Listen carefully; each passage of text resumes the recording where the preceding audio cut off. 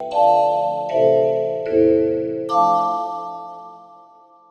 une nouvelle revue? Parce que l'hypnose thérapeutique est vraiment maintenant reconnue et suscite beaucoup d'intérêt, d'attente, et qu'il y avait vraiment un moment pour créer une revue de haut niveau sur l'hypnose médicale d'abord, et aussi l'hypnose dans son ensemble, puisque l'hypnose c'est aussi un phénomène physiologique que tout le monde vit. Et donc il y a aussi des usagers, des étudiants qui s'intéressent à l'hypnose, des non-soignants qui ont aussi un intérêt pour l'hypnose, et notamment l'auto-hypnose, l'hypnose qu'on fait par soi-même sans la présence d'un soignant. L'hypnose, c'est le nom que l'on donne en Occident à cet état physiologique et à cette méthode de soins aussi, mais il y a beaucoup d'autres pays où on appelle ça autrement. Les Chinois appellent ça le Wai, et dans beaucoup de cultures aussi, le dhyana, du yoga, de nombreuses appellations varient selon les cultures, et que nous voulons un élargissement de nos intérêts à tout ce qui est transculturel. Et bien sûr la santé, parce que l'hypnose c'est un phénomène, c'est une physiologie pour la bonne santé, même si des professionnels s'en occupent, intéressent à l'hypnose qui n'a pas de vertu thérapeutique, l'hypnose de spectacle ou autre. Donc nous sommes centrés sur la santé. Le premier numéro porte sur la thématique de la conscience. Et donc parmi les intervenants, il y aura Roxana Erickson-Klein, une des filles de Milton Erickson, le père entre guillemets de l'hypnose moderne.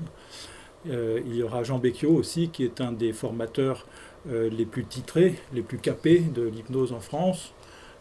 Et aussi vos serviteurs, Antoine Bioy et moi-même, pour lancer ce premier numéro avec cette thématique sur la conscience, qui est la thématique du premier forum de la Confédération francophone d'hypnose et de thérapie brève. Et donc nous sommes vraiment en synchronicité aussi avec cet intérêt pour la conscience.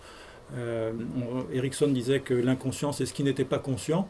Encore faut-il définir ce qui est conscient.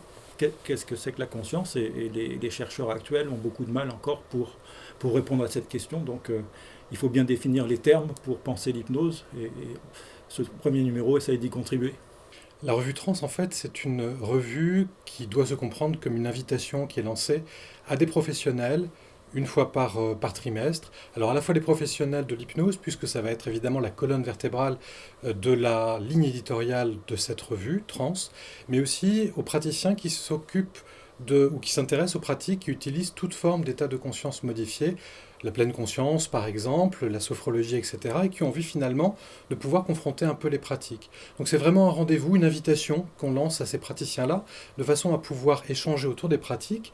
Et puis l'une des singularités de Trans, c'est d'avoir des articles qui s'appuient également sur la science, d'avoir du contenu, de façon à ne pas être simplement dans un échange, on va dire, de praticien à praticien, mais aussi d'offrir un éclairage sur les choses que l'on sait, les choses qui restent à découvrir à l'intérieur de ces pratiques-là. Et donc il y a à la fois des dossiers, il y a à la fois des articles libre cours, et puis il y a à la fois des endroits, des espaces dans lesquels il est possible de dialoguer, à la fois dans la revue papier, et puis également dans les extensions qui vont exister sur Internet.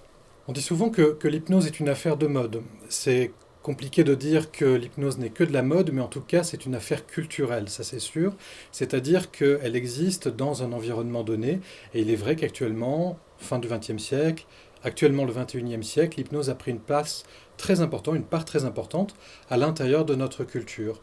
Mais ce que l'on appelle hypnose à l'intérieur de la culture occidentale se retrouve bien sûr dans d'autres formes de médecine et d'autres formes de pratiques ailleurs dans le globe, sous différents noms, sous différentes appellations.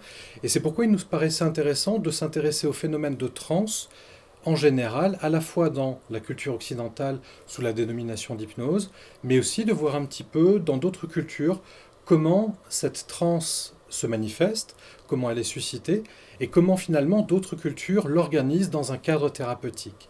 Donc ça va constituer une sorte de fil rouge dans les différents numéros de Trans et dans les différents dossiers qui seront proposés. L'un des mots-clés qui revient quand on parle d'hypnose, c'est évidemment la question de la conscience. Alors, est-ce que la conscience est au premier plan? Est-ce que c'est l'inconscient qui est au premier plan? Ce sont des choses qui vont être en débat, y compris dans le premier numéro. Et puis, un autre mot-clé qui revient assez souvent lorsque l'on parle d'hypnose, c'est la question de la réalité.